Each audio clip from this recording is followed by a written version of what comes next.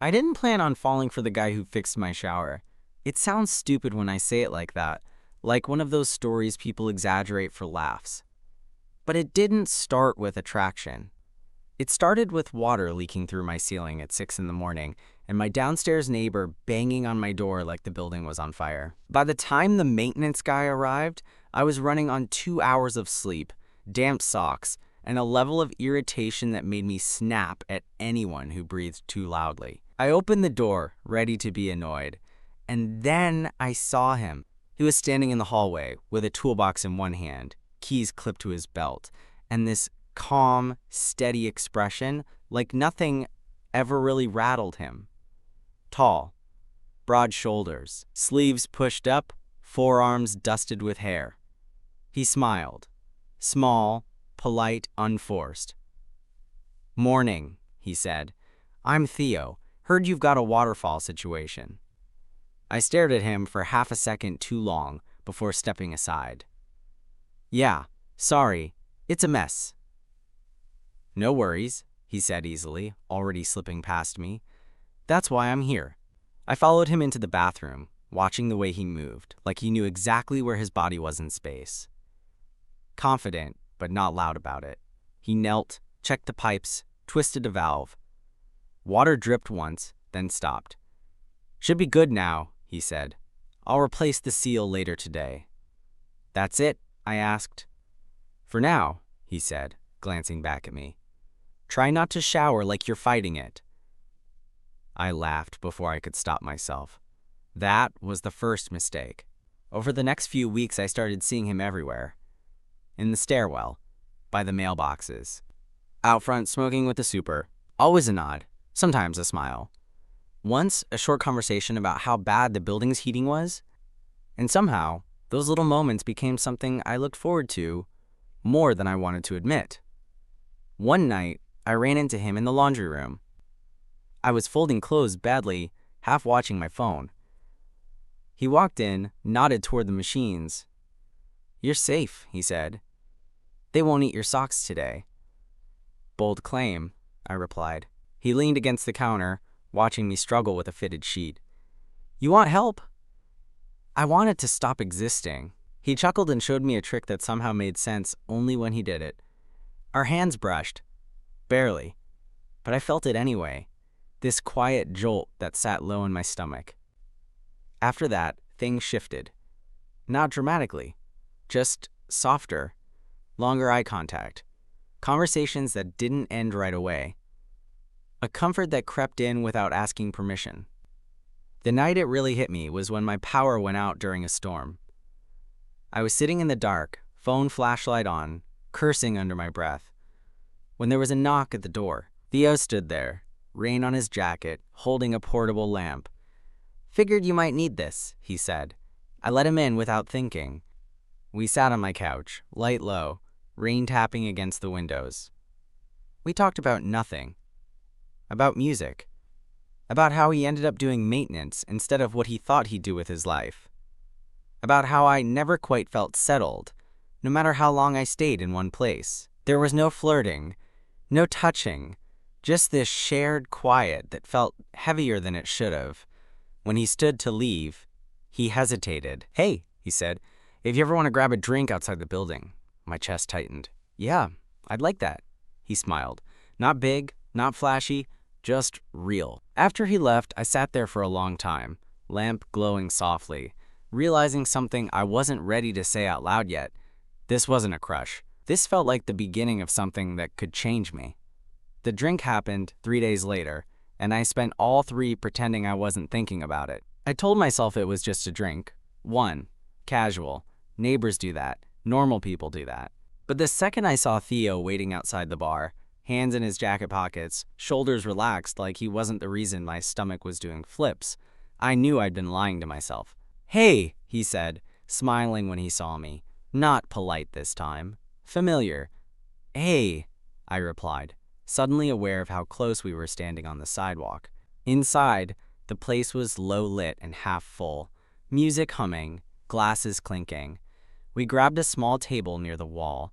I ordered whiskey because I wanted to feel braver than I was. He ordered a beer. "So," he said, leaning back. Outside the building. Feels illegal, I joked. He laughed, and something in his shoulders eased. Good. I was worried it'd be awkward. It's not, I said quickly. Too quickly. Then softer. It's nice. Conversation came easier than I expected. He told me about his dad teaching him how to fix things, how he liked working with his hands, because problems made sense there. I told him about moving too much, about how I always felt like I was halfway out the door of my own life. He listened, really listened, no interrupting, no rushing to respond. At some point, I noticed his knee was brushing mine under the table, not pressing, just there. I didn't move it away. Neither did he. That okay? He asked quietly, eyes flicking down for a second. I nodded. Yeah. Something shifted then. Not dramatically, just enough that the air felt thicker. When we left the bar, it was late. The street was quiet, the building looming ahead of us like it was watching. I had a good time, he said, stopping near the entrance. Me too. We stood there, neither of us reaching for the door. I could smell his cologne now. Clean, understated. He hesitated, then stepped closer. I'm bad at guessing, he said. So I'll just ask. Can I kiss you? My heart thudded once, hard. Yes, I said. He kissed me gently, like he was checking in with every movement. No rush, no force, just warmth and intent. I kissed him back, hands fisting lightly in his jacket, feeling the solidness of him, the reality. When we pulled apart, we were both breathing a little harder. Okay, he murmured, forehead resting briefly against mine. Yeah. We didn't go further. Not then. We walked upstairs together, slower than usual. At my door, he paused. Good night, Oliver. Good night, Theo. Inside, I leaned against the door, heart racing, smile aching my face. I knew better than to call it anything yet. Knew better than to build a future in my head after one kiss. But lying in bed that night, I realized something important. For the first time in a long while, I wasn't thinking about leaving. I was thinking about staying. Seeing Theo after that kiss felt different in a way I couldn't quite name. Not awkward, not tense, just charged. Like everything had shifted half an inch to the left and now my body had to relearn where to stand. The first time I ran into him in the hallway afterward, we both slowed down at the same time, like we were bracing for impact. He smiled first. Easy. Familiar.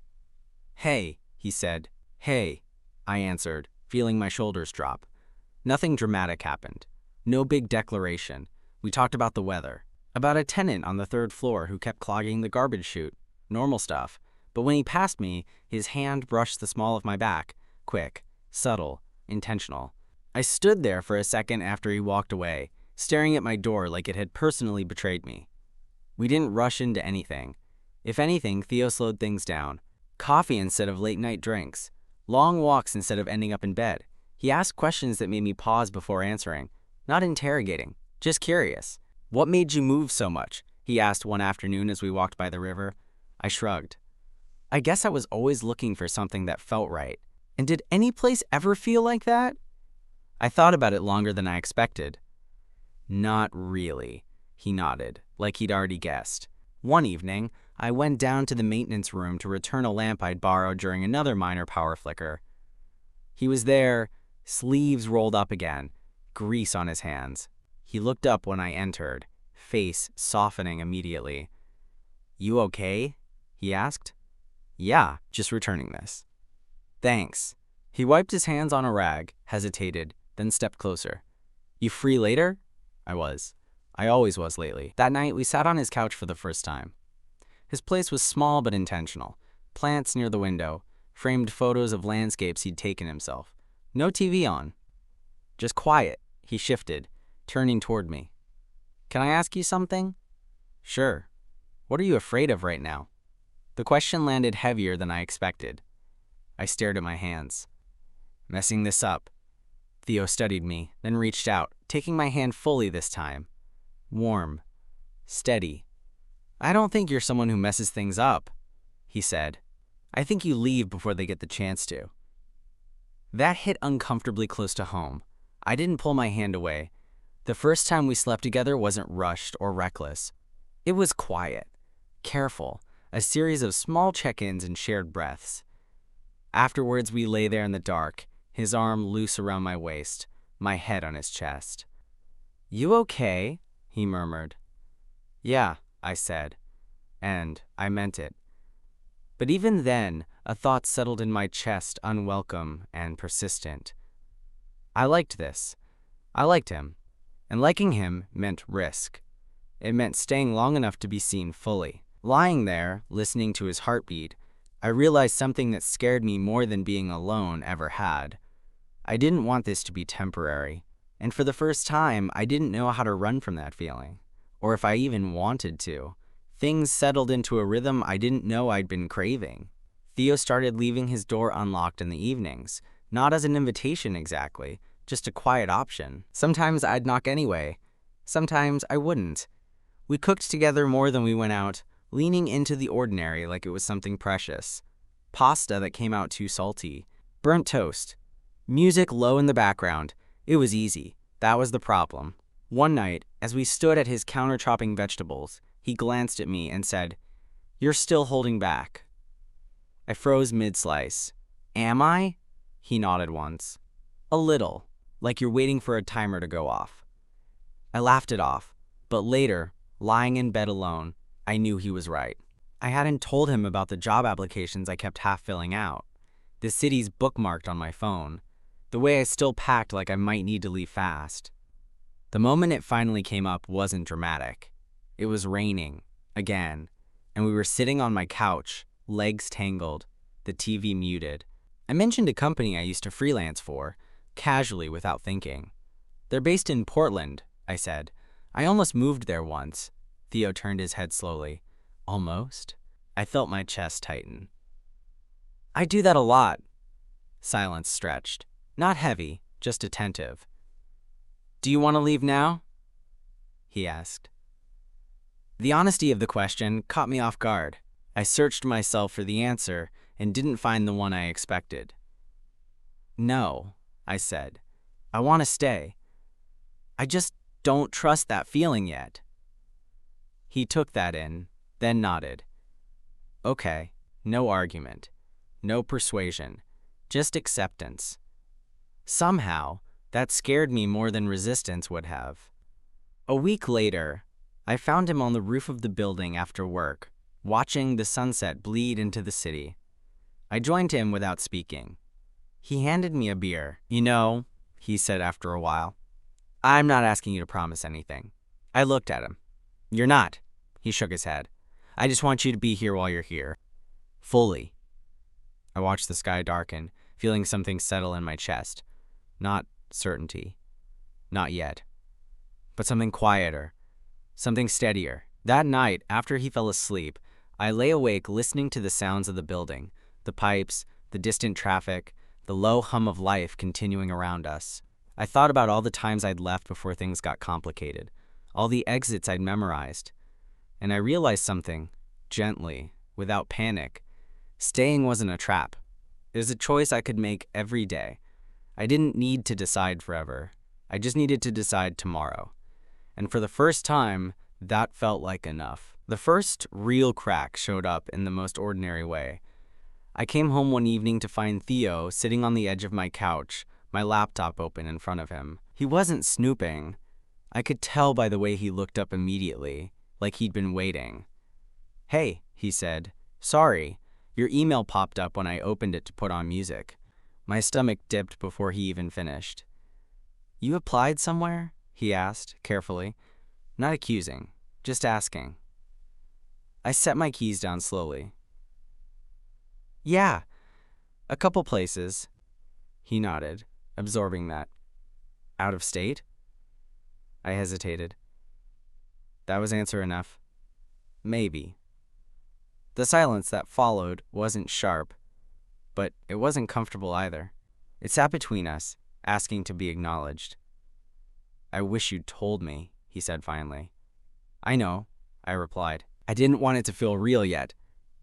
He closed the laptop and stood, giving me space instead of taking it. "Does this mean you're already halfway gone?" The question landed harder than he intended. I rubbed my hands together, searching for the right words. "No, it means I'm scared of needing this. Of you." We talked longer that night than we ever had. Not loudly. Not dramatically. Just honestly. I told him about leaving before I got left. About how staying always felt like tempting fate. He told me about the last person he loved. How he stayed too long, hoping things would fix themselves. "I don't want to hold you still," he said. "I just don't want to be an afterthought." That hurt because it mattered. Later, we lay in bed, not touching at first. Eventually, his hand found mine. No promises passed between us. Just contact. Just reassurance that neither of us was alone in the quiet. A few days later, I got an email. One offer. Good pay. A city I'd once circled like an escape hatch. I sat on the floor with my phone in my hand for a long time before going upstairs to find Theo on the roof again, same spot as before. He looked up when he saw my face. "You got it," he said. I nodded. He didn't smile, didn't frown, just held my gaze. "What do you want to do?" The answer surprised me with how quickly it came. "I want to stay. At least for now.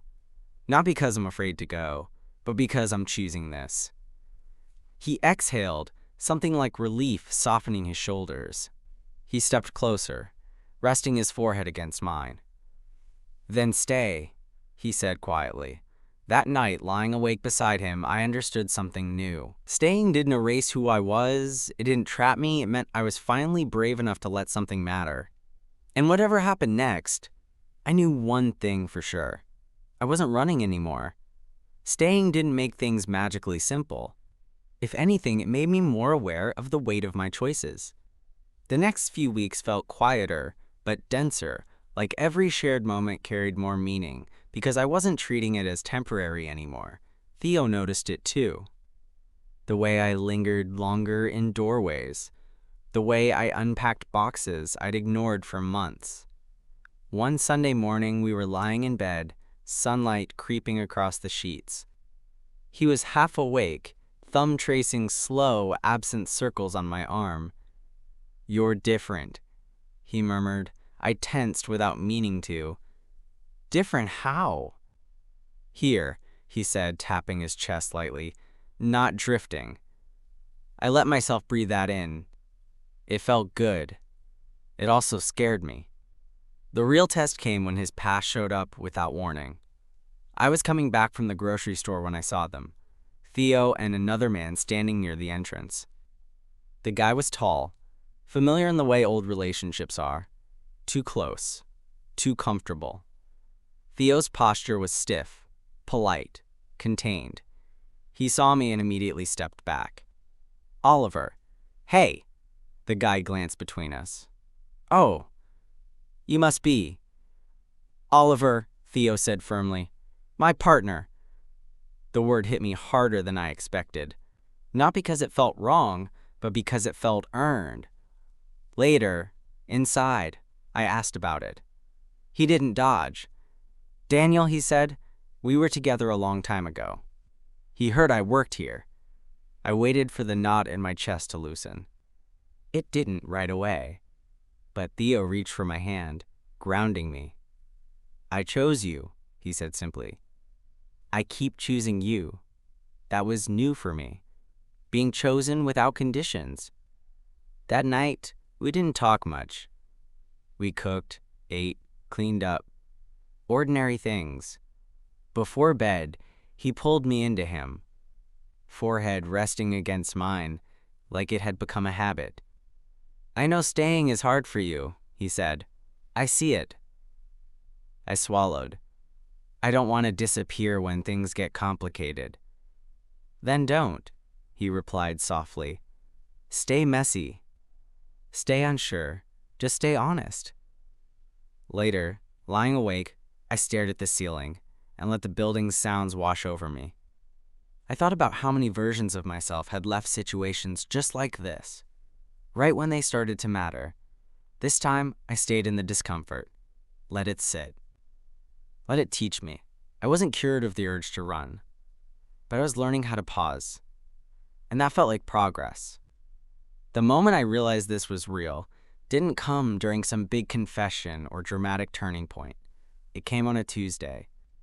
I was standing in Theo's kitchen, barefoot, wearing one of his old t-shirts while he stood behind me, stirring something that smelled like garlic and lemon.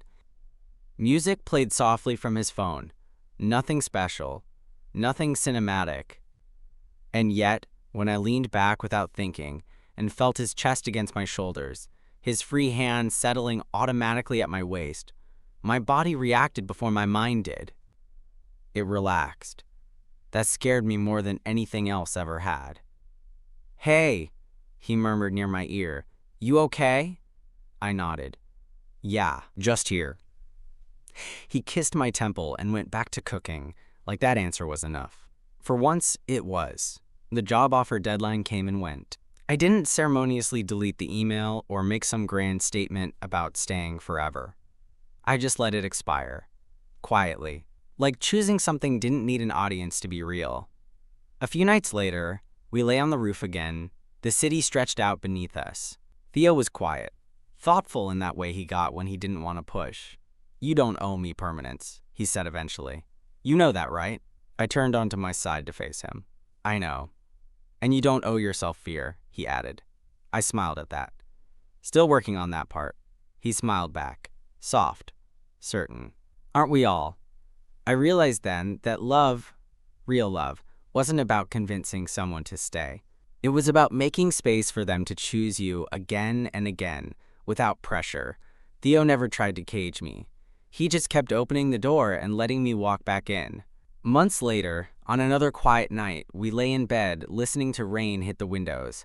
My head rested on his chest, his heartbeat steady beneath my ear. He ran his fingers through my hair absent-mindedly, like it was muscle memory now. "You know," I said, voice low, "I used to think settling down meant giving something up," he hummed. "And now?"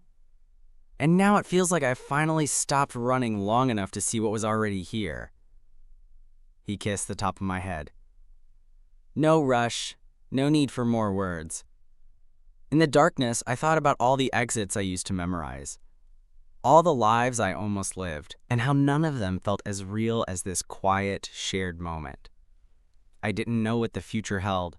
I didn't need to. For the first time in my life, staying didn't feel like fear. It felt like trust. And as I drifted off to sleep with Theo's arm around me, I understood something simple and true. Home wasn't a place I'd been looking for. It was a person I finally let myself keep.